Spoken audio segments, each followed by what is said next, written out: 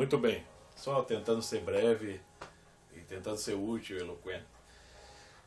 Então, já foi divulgada a morte de um dos mais famosos serial killers nos Estados Unidos. Né? Pegou prisão perpétua no ano de 1969, foi Charles Manson. É estranho ver que algumas pessoas que supostamente acreditam que o Charles Manson foi um gênio em algum setor da expressão artística, lamentaram a morte dele. Parece que um dos músicos da banda System of a Down se pronunciou lamentando sobre a morte de Charles Manson, porque de fato ele não é só aquilo que a mídia vendeu dele, um assassino, um cara com apetite pela destruição, pela morte de pessoas, mas ele é um cara que compôs músicas, é um cara que fundou uma organização ambientalista, é um cara que sabia articular ideias inovadoras.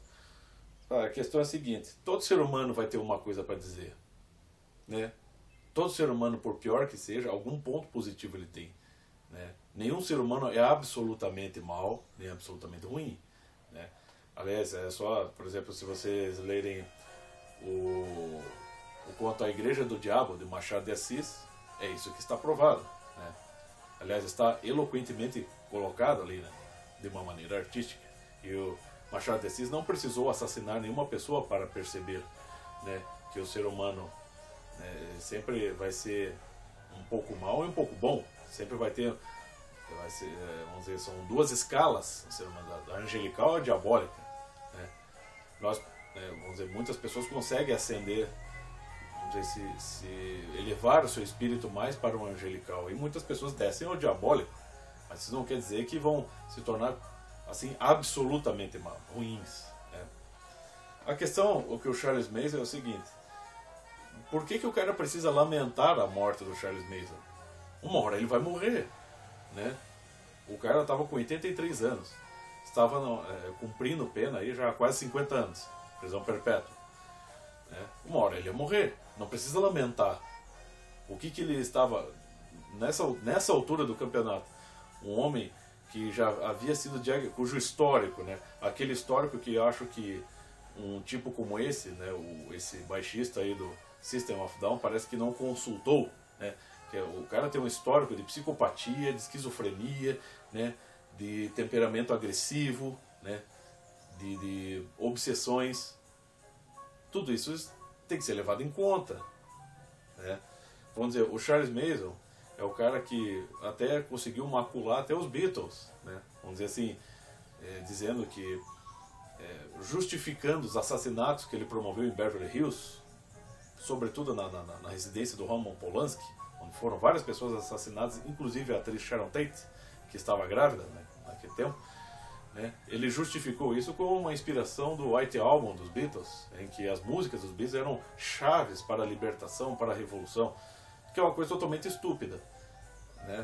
É uma coisa que um cara totalmente alucinado, que aproveita aquele momento porque, como vamos dizer, a psicodelia estava explodindo naquele momento, era o Woodstock, era Monterey Pop, era todos os ídolos do rock, a contracultura estava pulsando, estava bombando, e as pessoas, esse outro lado da história, toda aquela juventude, vou dizer, porque, como eu já disse, o movimento hippie é como se fosse o jardim de infância da revolução cultural.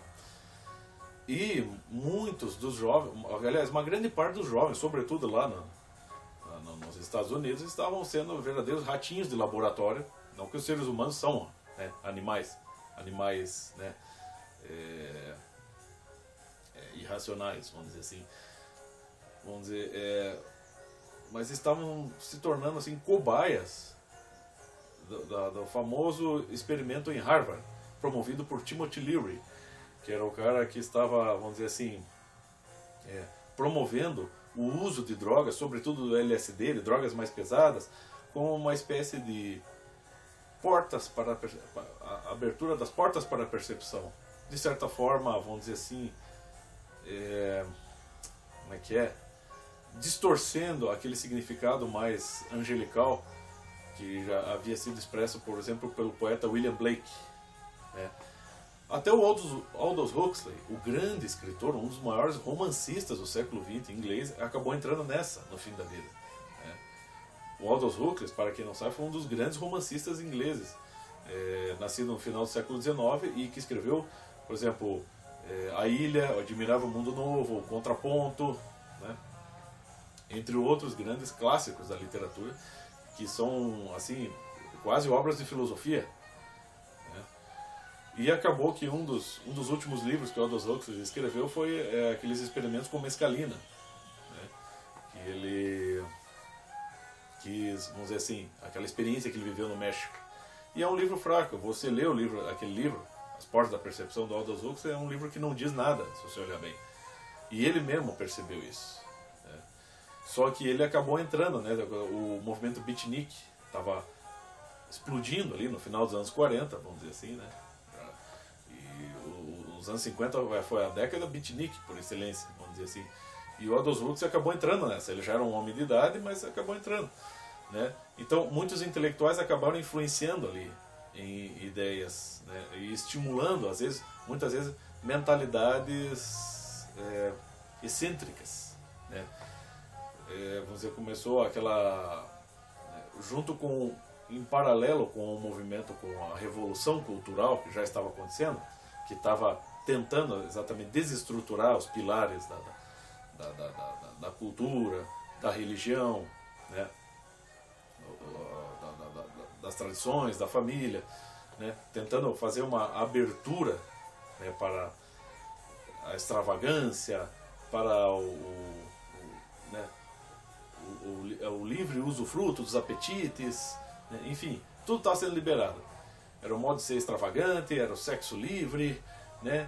Eram as manifestações, né? Era a hostilidade e, é claro, né, seguindo essa linha de que, vamos dizer, vamos buscar a liberdade, né? Vamos usar drogas para alcançar um êxtase divino, né? Vamos nos abrir, vamos sair daquele mundo convencional e tradicional e vamos abrir as portas da percepção para tudo, né? Vamos transcender esse ambiente pela liberação de tudo, né? Pela a livre experiência em tudo. E é claro que um sujeito como Charles Manson, que era um psicopata e um cara extremamente perigoso, pegou carona nisso aí e fez o que fez, né? E como é que terminou? No final dos anos 60, 1969, terminou com aquela coisa, né, aquela tragédia horrível que aconteceu em Beverly Hills, com aqueles assassinatos promovidos pela família Manson, né? Terminou também com, por exemplo, a nova turnê do Rolling Stones, o Gimme Shelter, também terminou com violência e com assassinato no meio do público, porque até hoje eu não entendi por que, né, os Rolling Stones contrataram aquele bando de vagabundos, né, bando de drogados e criminosos que eram os Hell Angels, para fazer a segurança, né, nos shows, e terminou em morte. Enfim, a geração Paz e Amor, né, Peace and Love. Para quem não sabe, isto aqui, né, este V, não é paz e amor, não é vitória. Isto aqui, né, conforme, para quem estuda simbolismo, isso aqui significa excomunhão. É isso que significa. Tem que fazer um vídeo só sobre o Woodstock, falando sobre essa situação. Então, quer dizer, era tudo uma espécie de rejeição, né? Uma revolução, mas que em forma de uma rejeição a tudo que era tradicional, a tudo que era uma estabilidade, a tudo que era, né, tudo aquilo que havia sido conquistado com esforço pelas gerações anteriores e que havia sido construído, né, para estruturar a sociedade, né, para dar firmeza e base à sociedade, estava sendo, vamos dizer, hostilizado por um movimento ali provisório, promovido, entre outros, pela Revolução Cultural, pelo movimento beatnik.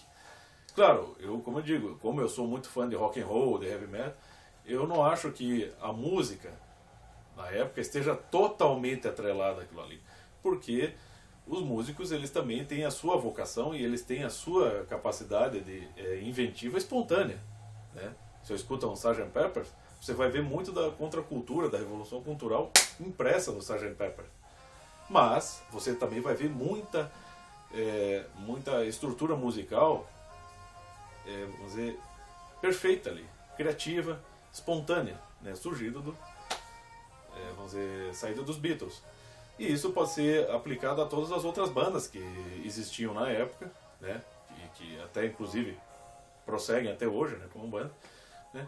E que ofereceram ali vamos dizer assim, toda uma criatividade musical que inspirou também gerações, inspirou a criatividade em outras gerações, né? Então tem o paralelo, vai ter o outro lado da moeda, vai ter, né, uma parte ali que não necessariamente está enquadrada em toda aquela articulação da Revolução Cultural, né?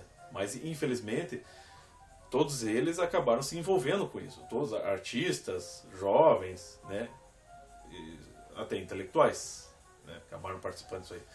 Mas há que separar o joio do trigo, então também há muita coisa boa, né, dentro da música, estou falando dentro da música, dentro da arte, dentro da poesia, da literatura, muita coisa saiu boa.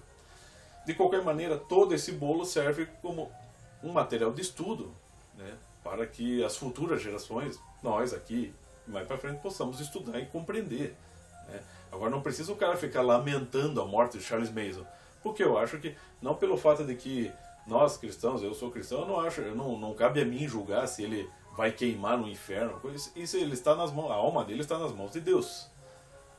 É Deus quem vai julgá-lo. Agora, uma hora o cara ia morrer. Só também não acho que foi uma grande perda para a humanidade, porque afinal de contas, né, o Charles Manson era um cara que, vamos dizer assim, era um psicopata de alta periculosidade. Eu acho meio estranho que né, o baixista do System of a Down não perceba essas coisas, a menos que ele quisesse passar alguns dias a mais com o Charles Manson para conhecer melhor, né? Dormir lá na cela com ele, né? Eu não sei, né? Esses caras às vezes querem chamar a atenção para si e não sabem como, né?